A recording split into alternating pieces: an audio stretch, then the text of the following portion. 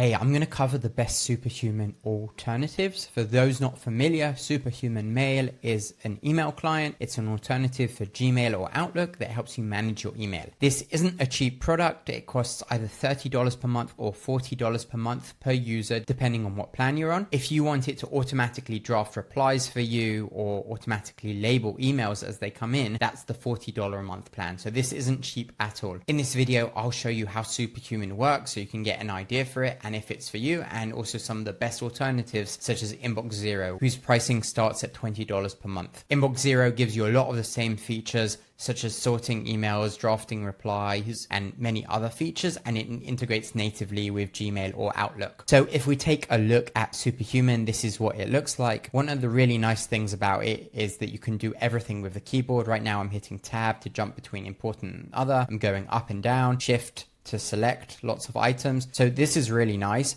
You can do a lot of this in Gmail itself, but Superhuman has a few more shortcuts that make things even faster. If I want to go into an email, I'll hit enter. And if I want to archive this email, I'll hit the E button. If I want to undo it, I'll do Z. So now I'm back. If I want to reply to this email, I'll hit enter. And I can use AI to type as well with Command J, or I can just write an email myself. Now, some other shortcuts it has are for schedule send, or if you don't remember the shortcuts, you can do Command K and that opens something up for you.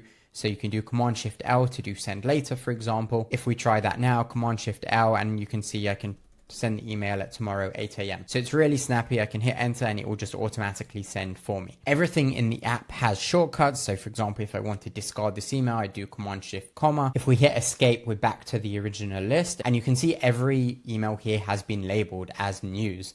Over here, we actually have duplicate labels. That's because we're both running Inbox Zero and Superhuman on this inbox. So we're seeing two labels pop up. But typically, if you're just using one tool, you'll only see one label pop up. Another useful shortcut is hitting H. So for example, this email, I might not want to archive it now. So remind me about it tomorrow, and it's gone. And you can see everything just disappears. If I want to archive all of these, I'll select them, I'll hit E, and they're just gone as well. Now, you might be wondering, why would you pay $40 a month for this product? The main reasons historically that people used it are that the product is very snappy. A lot of people don't mind paying that $30 to $40 per month, and so if it saves them a little bit of time, they're happy to do that. But I would say for most people today, Superhuman is no longer the best option available. Most people prefer to live in their existing email client. You don't want to learn these new shortcuts or a new app. You're happy using Gmail or Outlook already. Why do you need to switch things after 15 years of using Gmail? So this is where tools like Inbox Zero fit in. They're not a whole new email client that you need to learn. They work in the background as an AI assistant that's helping you manage your inbox, but you continue to use the same tools that you've been used to till now.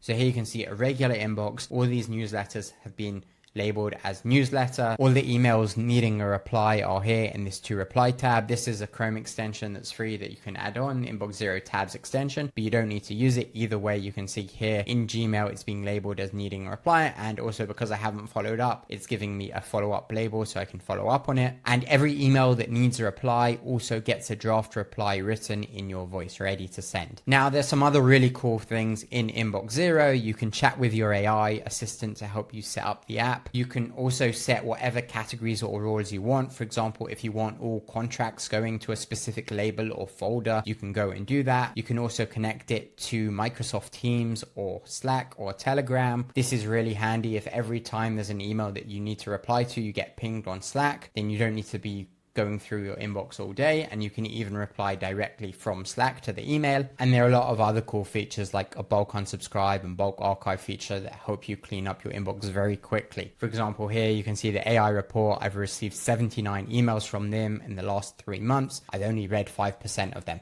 This would be a great candidate for me to unsubscribe from. And if you want, you can unsubscribe from hundreds of emails in one go at the click of a button. So Inbox Zero is one alternative to Superhuman. But what other options do we have? One of them is Shortwave. This used to be quite a popular option. You can see you can organize your inbox. It can integrate with different tools. The AI can filter out your email. Some very similar ideas to Inbox Zero. If we take a look at the pricing, it's a little bit more expensive. It starts at $24 per month, or even slightly higher. It starts at $30 per month, going up 5 or even $120. But if you're an individual, you can actually get it for only $18 per month. So that's nice, although then you have limited features. The biggest challenge with shortwave right now is the team has actually moved onto a new product. It's called Tasklet. You can see the team is actually hiring for Tasklet. They're not hiring for shortwave. Shortwave has largely been set to the side because Tasklet is performing much better as a business for them right now. Spark Mail is another option that's an alternative to Superhuman. Right now, a lot of the AI features are quite limited. If you look at their $20 per month plan, they have a lot of features which are coming soon, such as auto labels and auto drafts. They also have workflows coming soon, but a lot of the basic AI features you'd expect from an email app today don't exist in Spark yet. Maybe in a few months from now, or when you're watching this video, they'll have these features, then maybe this is worth a look again. And the last option we're going to cover is Hey.com.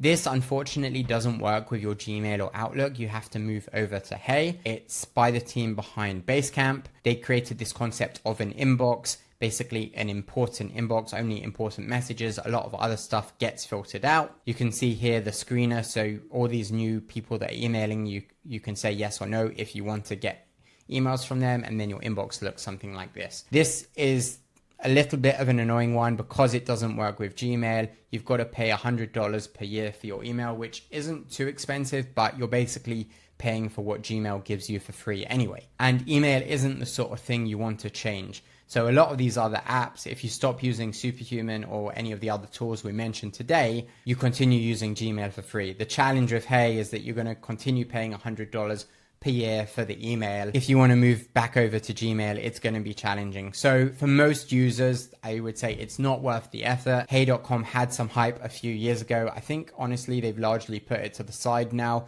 similar to what the Shortwave team has done. But there are definitely some people that like Hey. So you could go give it a try if you're interested in something completely new. But in my opinion, some of the other options we spoke about today are likely better for you. Overall, if you want to stick with Gmail or Outlook and you want to have things like AI categorization and strong AI drafts based on your email history, something like Inbox Zero is what you're going to want to go for at getinboxzero.com. If you're not happy with Gmail as the email client, then Superhuman is definitely worth a look. It really is nice how quick it is to move about in the app. When it first came out, it was definitely a game changer for the email market. And I think at the time it definitely justified its $30 per month price plan. I used to use it daily. Nowadays, I don't use it. I use Gmail with Inbox Zero. But to give Superhuman credit, when they came out a few years ago, it led to a whole wave of copycats. Apps like Shortwave that came out afterwards, they were exact clones of Superhuman with a few differences here or there, but every company that came out in the email space just went and copied Superhuman because of how good their UX was.